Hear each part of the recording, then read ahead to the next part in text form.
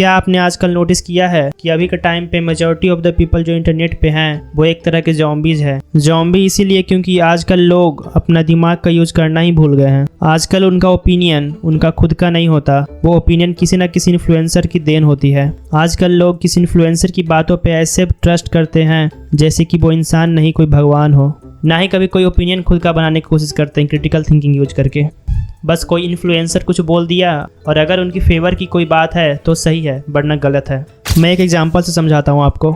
जैसा कि आप लोगों को पता होगा ही कि नीतीश राजपूत ने एक वीडियो बनाई थी लीकर स्कैम के ऊपर अरविंद केजरीवाल पे। उस वीडियो में नीतीश राजपूत ने कई सारे फैक्ट्स और प्रूफ्स दिखाए थे जिसपे उनकी ऑडियंस उनको शाबाशी दे रही थी और अप्रिशिएट कर रही थी पता नहीं किस बात पे। जबकि काफ़ी सारे समझदार और सेंसिबल लोगों को पहले से ही पता था कि अरविंद केजरीवाल को फंसाया जा रहा है क्योंकि उस टाइम इलेक्शन भी नज़दीक थी। लेकिन फिर ट्विस्ट तब आता है जब सुप्रीम कोर्ट का लास्ट डिसीजन आता है कि अरविंद केजरीवाल पूरी तरह निर्दोष हैं। उनके खिलाफ एक सिंगल प्रूफ तक नहीं मिली। यहाँ तक कि सुप्रीम कोर्ट ने यह भी कह दिया कि ये एक बहुत चालाकी से रची गई एक पॉलिटिकल कॉन्स्पिरेसी है। तो अब सवाल आता है कि जब एक सिंगल प्रूफ तक नहीं मिला सुप्रीम कोर्ट को अरविंद केजरीवाल के खिलाफ, तो फिर हमारे नीतीश राजपूत भाई कहाँ से प्रूफ इकट्ठा करके लाए थे। और अजीब बात यह है कि उनके सारे सब्सक्राइबर्स उनकी बातों को सच भी मान रहे थे। कोई एक फैक्ट गलत होता तो समझ में भी आता, लेकिन यहाँ तो पूरी उनकी वीडियो ही फॉल्स थी।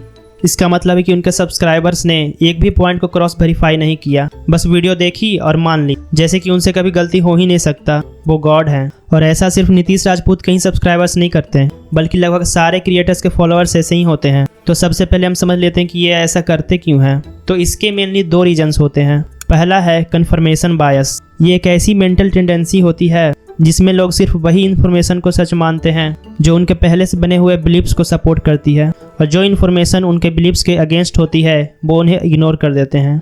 नीतीश राजपूत के केस में भी ऐसा ही है। उनके सब्सक्राइबर्स पहले से ही मान के बैठे हुए हैं कि जो नीतीश राजपूत भाई बोलते हैं वही सच है। नीतीश राजपूत भाई कभी गलत बोल नहीं सकते, जैसे कि वो गॉड हैं। और दूसरा मेन रीजन है फियर ऑफ ट्रूथ, यानी सच्चाई से डरना। ऐसे लोगों के लिए बस उनके फेवर की कोई बात होनी चाहिए, वही सच मान लेते हैं।